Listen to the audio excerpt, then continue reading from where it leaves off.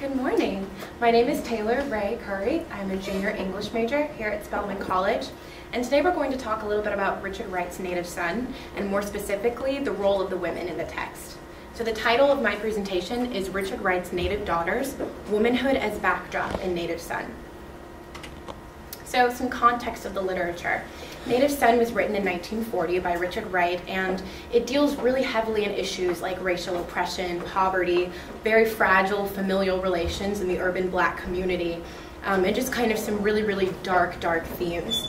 And Wright was doing something that at the time was very revolutionary by making this cultural commentary and kind of calling the United States, and more specifically Chicago, out on some of its practices, segregation, etc. And the nickname that a lot of scholars gave this section of Chicago was the Black Belt. So the purpose of my research is to complicate the socio-political reading of Wright through a gender critique.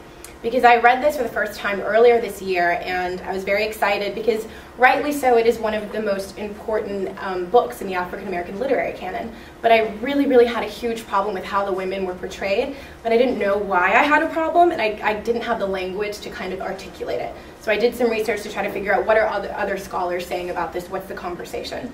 And I decided that I wanted to examine the ways in which Wright criticizes racial oppression and urban poverty at the expense of the women in the text. And I wanted to challenge the overly allegorical characterization of women. So the methods of my research, I did some really intense literature research, and what I tried to do to make sure I was covering all of my bases is look up scholars spanning from some of the first reviewers of the text in 1940 to some much more contemporary reviewers and much more contemporary critics, like Sandra Gutman, for example, who is one of the first people to really give it a feminist read. And the other reason I really wanted to get started on this research is because I was very disturbed by the fact that the text didn't get a feminist read or a femme-centric read until around 45 years after its publication. So the women in the text are as follows. We have Bessie Mears, Mary Dalton, Mrs. Thomas, Vera Thomas, Peggy, and Mrs. Dalton. So Bessie Mears is Bigger's on-again, off-again girlfriend, and I guess 1940s vocabulary would be steady. Mary Dalton is the white woman in the text that Bigger inadvertently murders. Mrs. Thomas is Bigger Thomas's mother. Vera Thomas is his little sister. Peggy is an Irish cook that works in the Dalton household, and Mrs. Dalton is kind of the white matriarch of the book and is a bit of an example and a symbol for white womanhood days gone past. And for the purpose of my research and for the purpose of the presentation, we're just going to focus on the names highlighted in red. So that's Bessie, Mary, and Mrs. Thomas. So these were the results of my research after looking at what other scholars were saying. So there's a scholar named Singova who discussed Richard Wright's effective social commentary, and he really praised the author's ability to kind of put a character right in the middle of a really vast social shift, socio-political shift. And he compared this shift to the one highlighted in Chinua Achebe's Things Fall Apart. And he compared Bigger Thomas to the character Okonkwo, because both of them have to deal with the social shift. Okonkwo has to deal with Europeans coming over and colonizing Africa, and Bigger Thomas has to deal with segregation and oppression in Chicago. And I thought it was very strange that he would make this parallel, because it brought me back to something I researched back in high school, when Chinua Achebe really denounced the practice of using oppressed people as a backdrop upon which to negotiate a story that is more relevant to a dominant group. And he did this in the context of Joseph Conrad's Heart of Darkness. So we're going to talk just a little bit about that. It doesn't have much to do with my research though, but we're just going to touch on it so it's in context. So Conrad kind of bars readers from really getting into the consciousness of the Africans, and he doesn't really bestow upon them the same personality and traits that he does on the European characters, so we can't connect with them. And I saw that same passive consciousness in the women in Richard Wright's text. And we're going to get back to passive consciousness and talk about why it's extremely problematic. So throughout the text, Wright carries on a literary tradition of socio-political commentary that was perfected by authors like Zora Neale Hurston. And during this time, during the first half of the 20th century, this was a very big deal for African American authors, because I think the United States was so rich in context, that they had a lot to talk about, they had a lot to criticize.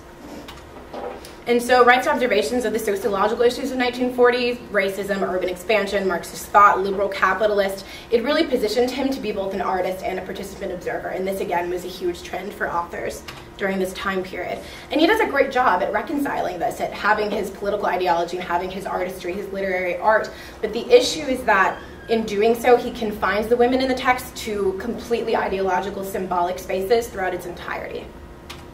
And a lot of authors, a lot of critics had a huge problem with this, and one of them, James Baldwin. Granted, James Baldwin had a problem with everyone's protest novel, but he had a huge problem with this because he felt, honestly, that literature and sociology are not one and the same, and it's impossible to kind of try to discuss them as if they were. So we're going to talk about the symbols, and we're going to talk about what these women represented. So Mary is a character who is basically a sexualized extension of her father's wealth. So Mary represents kind of this white male patriarchy in its sexualized form. And that is why a lot of these oppressed men, like Bigger Thomas, want to simultaneously have her and destroy her. And so she's just a representation. She is an extension and a symbol. And Bessie is her polar opposite. Bessie, you know, where Mary occupies the public sphere, Bessie occupies the private sphere. And she is a sexualized representation of urban black squalor. Everything Bigger Thomas is trying to run away from and destroy as well. And so you'll see in the novel both women are inevitably destroyed. And Mrs. Thomas symbolizes sociological demands that urban black males were called to meet. So she symbolizes that familial responsibility, that Bigger get a job, Bigger to go to church, and you see that weighing on the character. So this was very problematic for the women in the novel, and it manifested itself in their characteristics, but also in the males' characteristics. And so you have this very hyper-masculine examination of race and class oppression, and there's a lot of black male solidarity and a lot of collectivism, but the issue is black women are left out. And you see some of this collectivism in the gang with Gus and Jack and GH and Bigger, but you know, Bessie's not really in that gang, so she's kind of left out. And you see a lot of homosocial relationships, but again, black womanhood is absent. And so this makes for a very phallocentric read, a very phallocentric representation of economic malaise. Now, we've come full circle, and we're going to talk a little bit about passive female consciousness and why it is so problematic. It adds to the myth of female passivity, and it contributes greatly to rape culture.